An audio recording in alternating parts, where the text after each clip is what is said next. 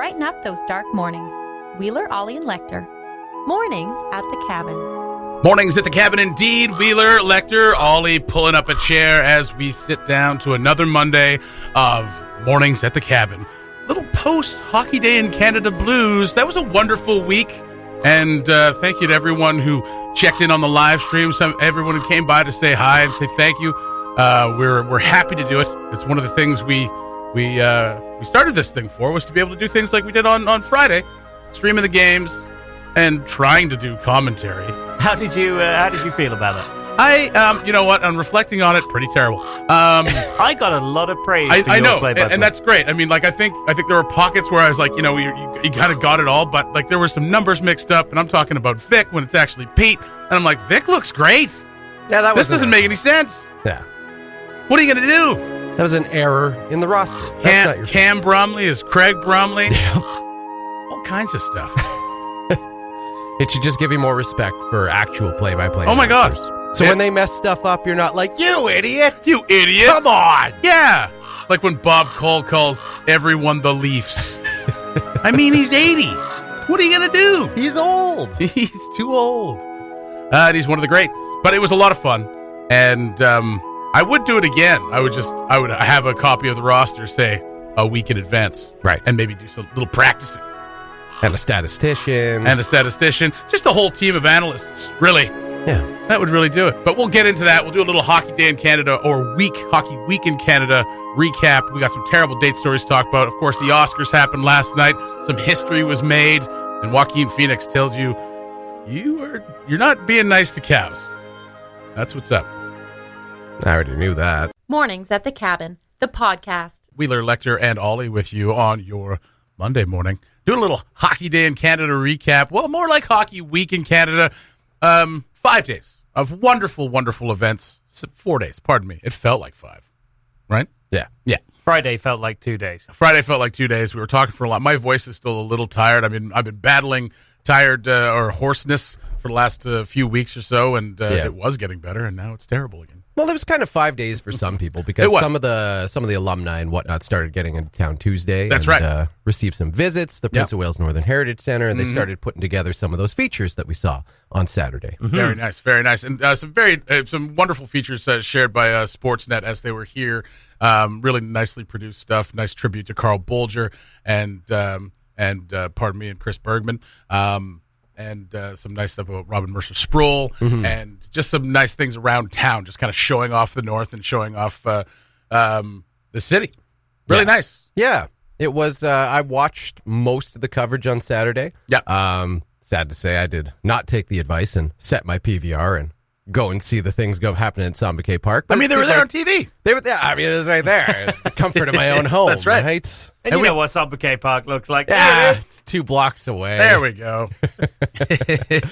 But, I was really happy with the whole day of coverage. Of course, Ron McLean's going to put on a great job hosting, as he always does. But, the packages they put together, they had obviously done some extensive research into what stories they wanted to tell about the North, and I thought they did a really good job. We're always a little wary of Southerners, quote unquote, telling the North story, but I thought they did a really good job. Yeah, and I mean, I have no problem with that. Like an outsider's perspective, like this is what we learned when we were here. This is what we found cool, or like this is what we'd like to highlight, like drone footage of like the sunset and the sunrise. Oh, so much lovely drone footage, beautiful drone footage. And I mean, the city looked great, especially on Saturday.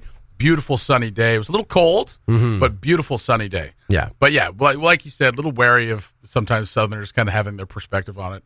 Especially when they say we. But I mean, even when I say it, it probably kind of makes some people wince, it's right? Smacks this guy's been here for so 6 years. Disingenuous. Think you're a northerner. No, Winnipeg boy. You're part of the community. Wow. I feel like you're still like one step up the ladder from me. Well, it's no, not at all. You are fully entrenched. The northerner. You are entrenched and engorged with the North. Jason Melanson sending us a message here in real time, as he does.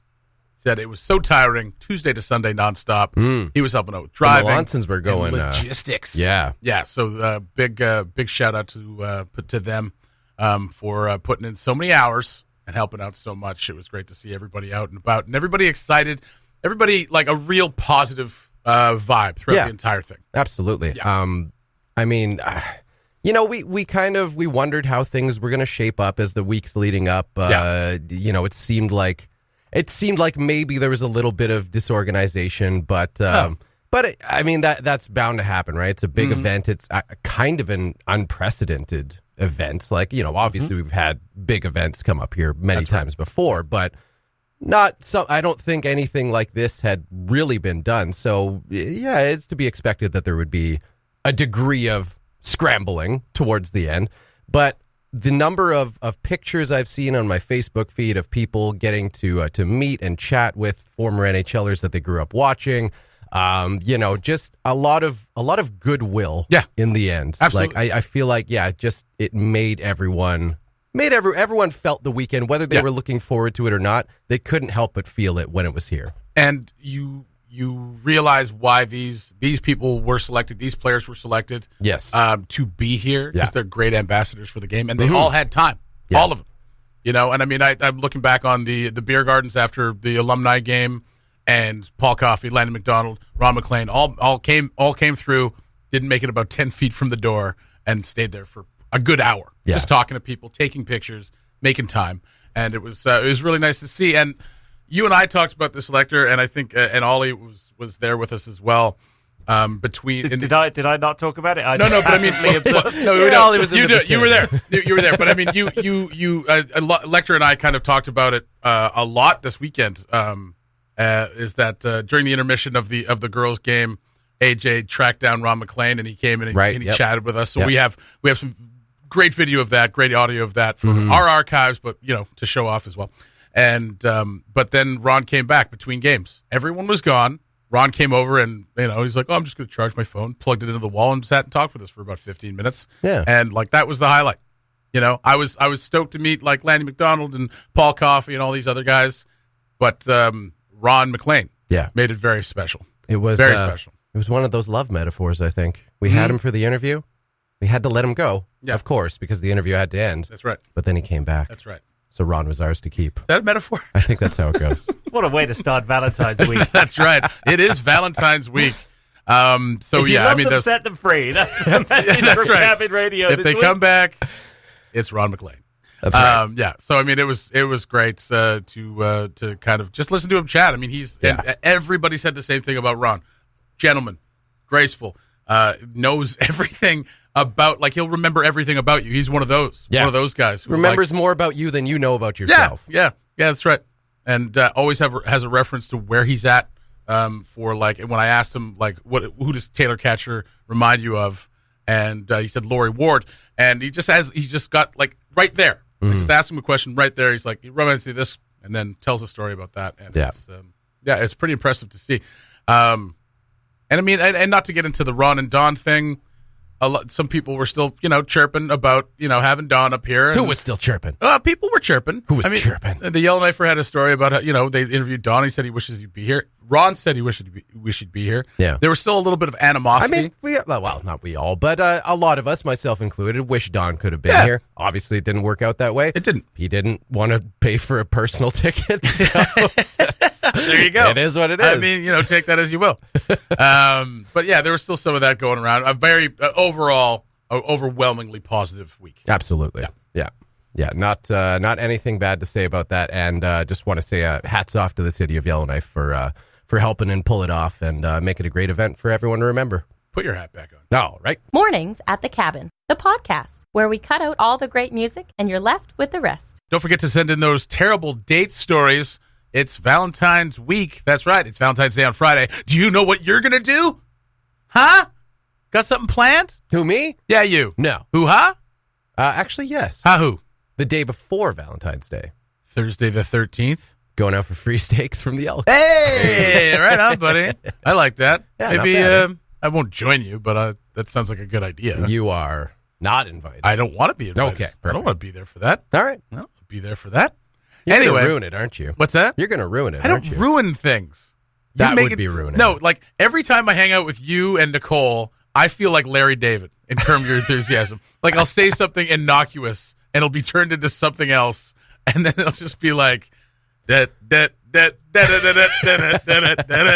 I'm just sitting there like, I don't know what I did.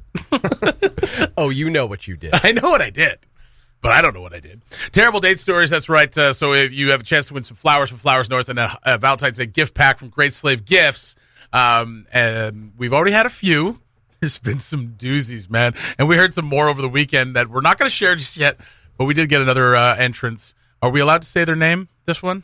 She said we could use their name. All right. I don't know if that disqualifies her because she is a known friend of the cabin. But she is not employed by the cabin, nor does she volunteer for the cabin. That's true. So she is affiliated. But I mean, like half the city's affiliated with it. We're very popular. It's really tough to run contests. That's right. When everyone's our friend. When everyone's a friend.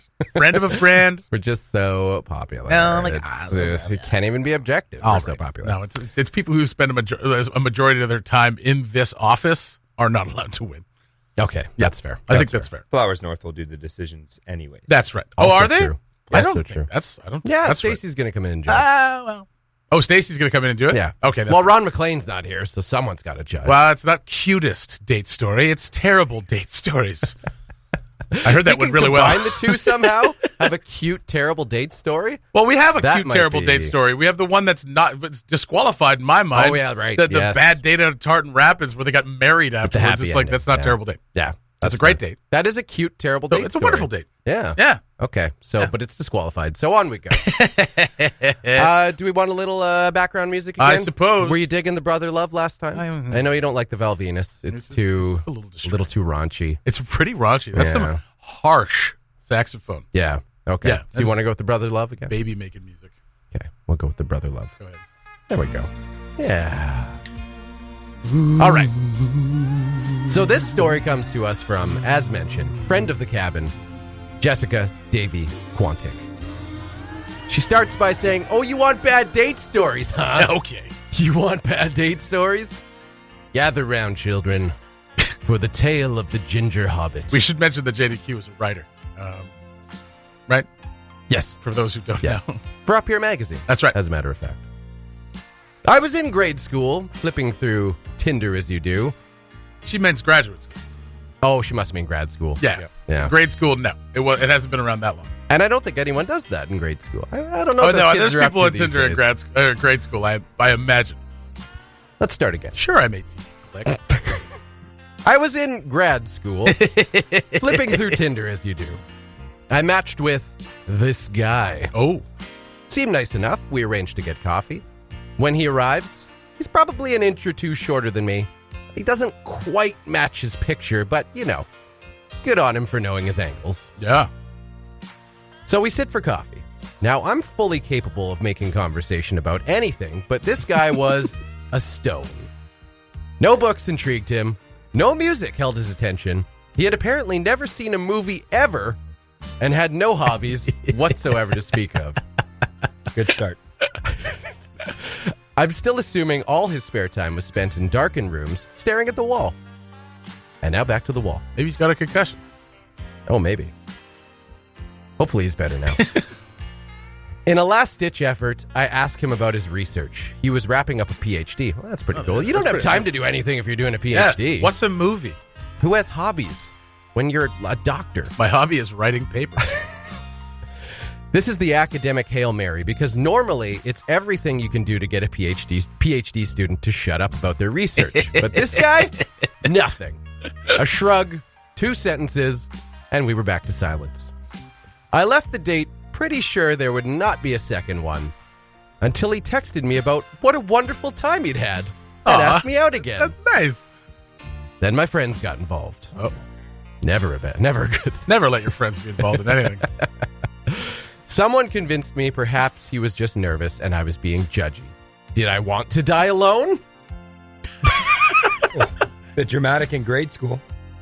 Yeah. Maybe right. maybe I should give him a second chance. Clear your throat before you come in here. Good Lord. Every time you open the mic. Good Jesus. This time, it's dinner. He picks a local sushi restaurant. Nice. Upon arrival, however, he announces he's vegetarian and can only really have like 1 or 2 things on the menu. Okay, buddy, that's great. We order, and by the time it arrives, we've already once again maxed out all conversational ideas. The date lasts all of 20 minutes. It's that bleak. Jeez. The next morning, though, there it is. A good morning, I had a great time text. Oh.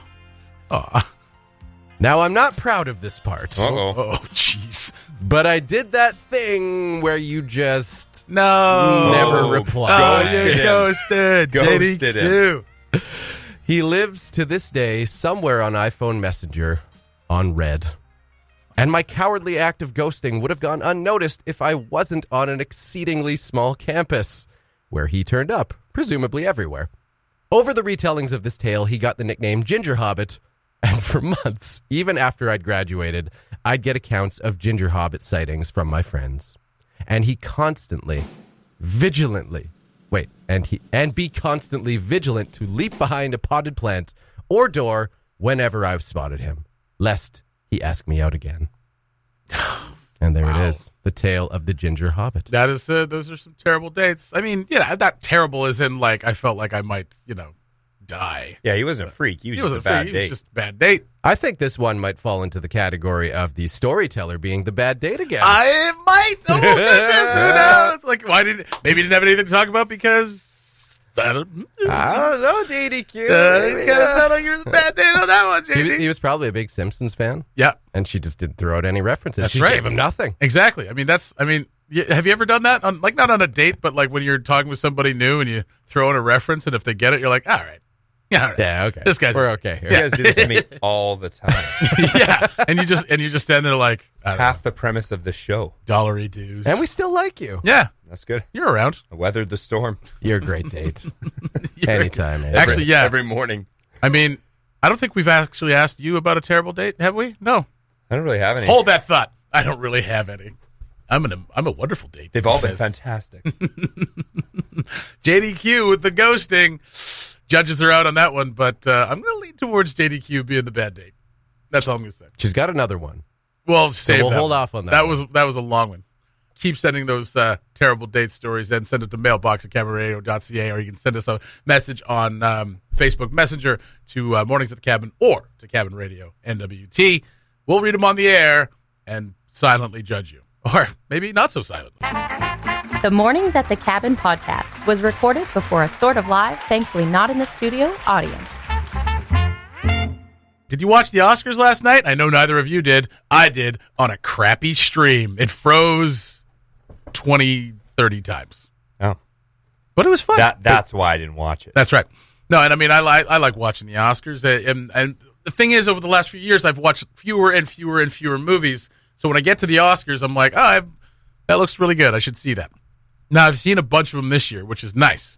Didn't see the Best Picture award winner yet. I thought you hadn't seen any of them like 3 weeks ago. No, Did you just binge? Well, I saw Once Upon a Time in Hollywood. Okay. And I saw Joker. Yeah. And I saw those two. I think those are the two. Okay. So, out of how many? 9. There were 9 Best Picture nominees this year. I mean, that is better than me. That's right. Parasite making history. Bong Joon-ho's movie winning Best International Film, what used to be called the Best Foreign Language Film, is now called the Best International Film, winning that and Best Picture. The first movie to do that. Oh, wow. And he won Best Director, and he won Best Screenplay. Oh, so that was it. They swept the night, basically. I think it won 4, and those were the big ones. Wow. Director, picture, screenplay, and what was the other one? What did I just say? Director, screenplay, picture, and best picture, best picture, best picture. Great ERA. Curveball, great. And best international film. So those are 4 big ones. Yeah. So Parasite kind of owned the nights. Joker, of course, picking up a Best Actor Academy Award for Joaquin Phoenix. We'll circle back to that because he had a speech that a lot of people were talking about. Renee Zellweger. I mean, seemingly coming out of nowhere. She hasn't really disappeared, but she's kind of been not around for a few years or doing kind of like different stuff. It's kind of lurking in the background. Was looking over their shoulder, being like, "What is Renee scrunched up doing face there?" But she won for Judy, her portrayal of Judi Dench. No. Okay. Of Judy Garland. I would have accepted it. I know you would have. Of Judy Garland, which I've heard. I was actually texting with my buddy Kaz in Vancouver, who is a huge movie buff. He does movie reviews. He's got a movie podcast and just kind of gets really in depth with it. Right. So I was texting with him, like, "Hey, who do you have for this?" And it's kind of our tradition, even when we're apart. Like, we'll sit down and talk Oscars and stuff like that. Right. So he filled you in when your stream was down. He filled me in when my stream was down. Nice guy. And I said, "Who do you got for Best Actress?" Because I was thinking it might be Saoirse Ronan for Little Women, because she's been nominated, I think, 4 times since she was like 10, and I think she's like 20 now. Okay. I thought it might be her, but he was like, "No, it's Renee Zellweger. She's won everything else. No surprises this year." Joaquin Phoenix for Best Actor, and then you had Brad Pitt winning his first acting Oscar for Best Supporting Actor for Once Upon a Time in Hollywood, and Laura Dern winning Best Supporting Actress, her first Oscar.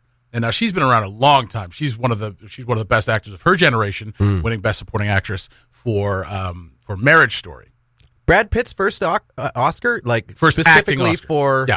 specifically for supporting, or just like No, first acting Oscar ever. Wow. Yeah. He's been nominated, I think, 4 or 5 times. He was first nominated for 12 Monkeys for Best Supporting Actor, and then he was nominated for this one. He won. I think he's been nominated for Best Actor for maybe Benjamin Button.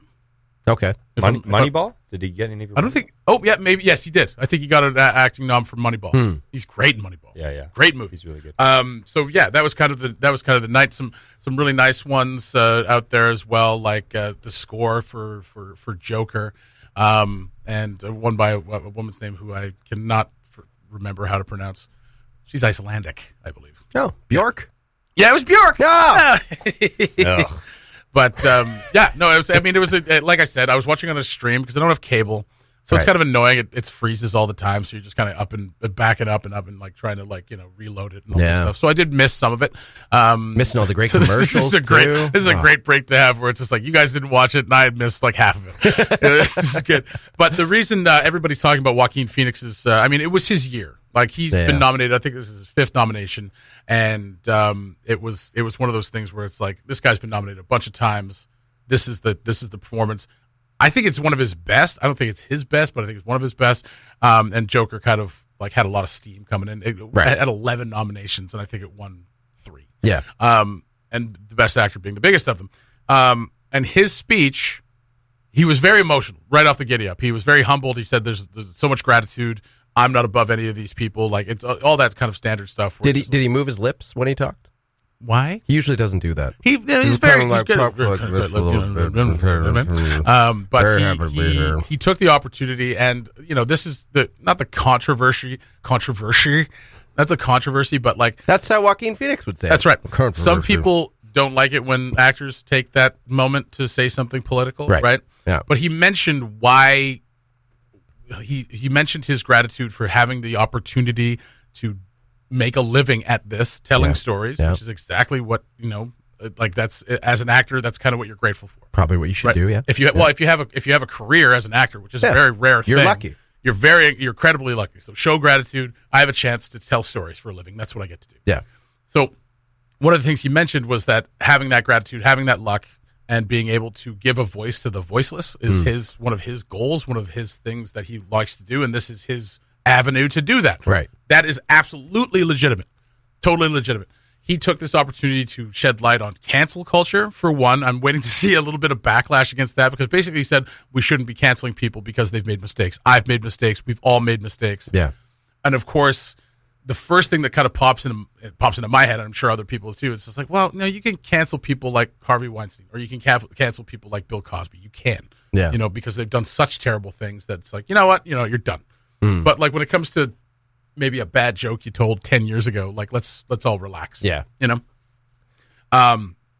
And if you've made amends for it, or made apologies for it, or at least like genuinely tried to make amends. So clearly Joaquin Phoenix misses having an Oscars host. Yeah, that's right. That's what he was getting at. Yeah, that's right. Yeah. It's like, I wish Kevin Hart could be here, but you know what?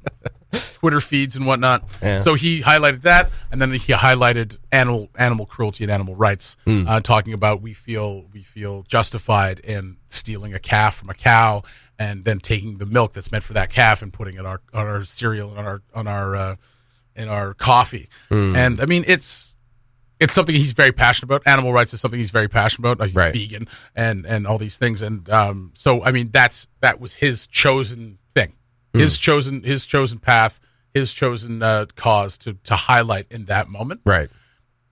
It's a tough one.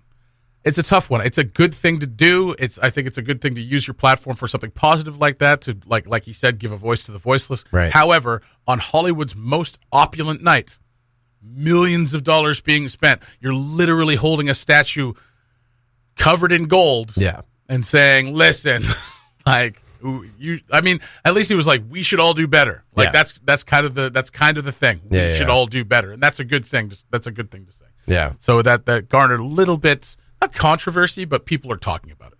It was a very big picture, very much idea. Absolutely, and I mean highlighting animal rights. Absolutely, absolutely. There is, when it comes to animal rights, there's a bit of a blind spot here, especially up here in the north. People from the south are like, we shouldn't be using animals for anything, and people in the north are like, wait a second, we've been doing this for tens of thousands of years. This is how we make our living and how we clothe ourselves and how we feed ourselves. Yeah. Stay in your lane. This has been a survival thing, not just for sport. Yeah. So like being a vegan is something that's very like it's very I don't know, almost metropolitan. It's something that you have to have the advantage to be able to do. Right. So speaking to that and speaking to everybody and saying this is all something we should do, there is a blind spot there. Yeah. It's all very confusing. It is all it's a very complex thing. And I mean, he didn't ramble, but he was nervous. Obviously, it's a big moment for him. So like, it's obviously you can't stand up there for 10 minutes trying to cover like, oh, we shouldn't hurt animals unless it's complicated because there's indigenous tribes who like, you can't go through all of that. You kind of got to take an angle. Exactly. You can't cover every angle. So there's always going to be something that somebody picks on. And I'm waiting for my Facebook feed to fill up with like Jezebel articles telling Joaquin Phoenix he can go F himself. But this isn't the time for objective discussion, Joaquin. Yeah, that's right. Get off the stage. Get to Eminem. Yeah. So there's a big moment. Eminem performing "Lose Yourself" 17 years after he won Best Original Song for it. It was a big surprise. I don't think anybody expected it. Yeah, big moment for some. Yeah, that's right. Not such a big moment for others. The most I've seen about it is the crowd reaction. Yeah, and it cuts to some older people or just like people sitting there with one eyebrow raised. Why is this happening? Why are we listening to "Lose Yourself"? I texted my buddy Kaz. I was like, "Why is "Lose Yourself" happening right now? What is?" And he's like, "Oh, I think he didn't get a chance to perform it at that telecast. Yeah, he wasn't there. So he wasn't there. So he performs it 17 years later." And it was very strange. I don't understand the connection. I don't really understand the connection either, but there it is. You get a chance to have Eminem on your show. I guess you do it. You've lost me. The Mornings at the Cabin podcast. Ooh, wrapping up a little burger week. On Saturday, we announced the winners, and I don't know who they are. But Ollie's here to tell us. Without knowing. Exactly, precisely what's going on. Ollie, what's going on with Burger Week? We wrapped it up on Saturday. That's right. There were some winners. There were some winners. Yeah. Total number of burgers eaten. Yes. 1,734. Wow. Holy. Wow. We love our burgers. Joaquin Phoenix would not be impressed. No. They weren't all cows.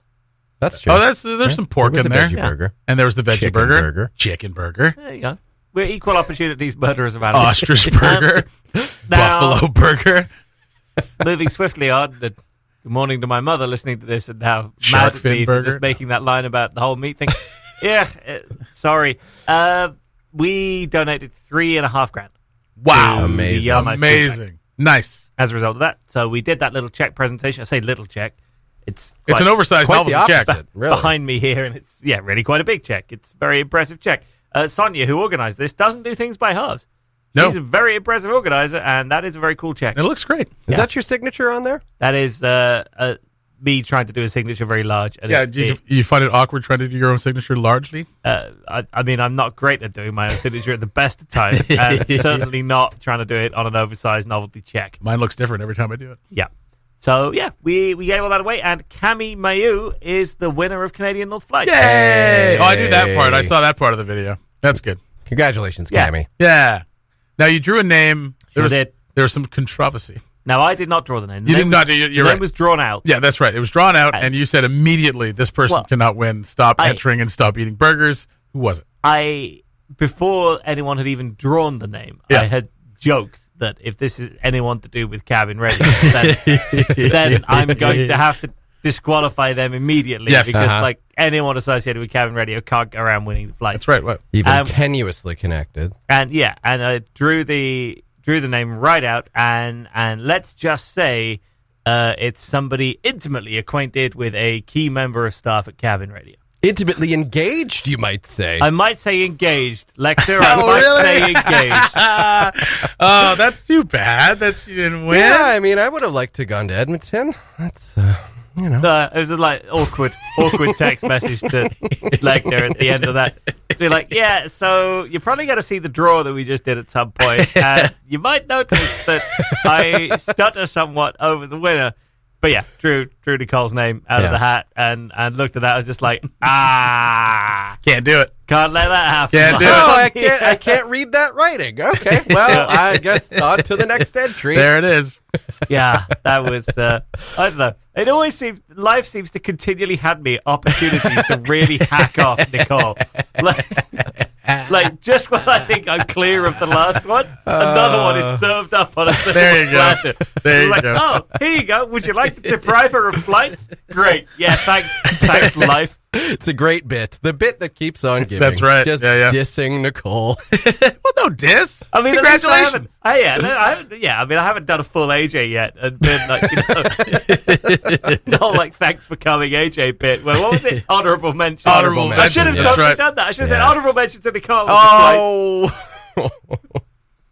Oh, yeah. Well, I mean, maybe an alias is what we gotta go with next time. Nicole Nub. Congratulations, Nicole. Nurbit's a cute name. Yeah, Oh, so man. in any case, congratulations to Cammy, who got a reprieve. And she managed to win the flight. And yeah, so it was a pretty good contest. That's awesome. Few 3,500 grand for the bucks. YK Food Bank. Beautiful. We ate 1,700 burgers, and we got to give away a whole bunch of gift cards as well. So we Like gave burgers. away Yeah, I was going to say. 8 different gift cards. And you're List looking at them me all like, now. yeah, I can't do it. They know who they are. It was on the video, and you can collect your gift cards here. Yep. There you go. Done. Very nice. What a great contest. Yeah. We'll do another one, right? Yeah, let's do it again with steaks, Steaks or ice cream, fried chicken. I still say fried chicken. Who's got the best fried chicken in the city? Joaquin Phoenix just face palming while listening to Mornings at the Cabin right now. I still say Bannock Week. Thanks for listening. Check out more from the show at cabinradio.ca and by following the Mornings at the Cabin Facebook page.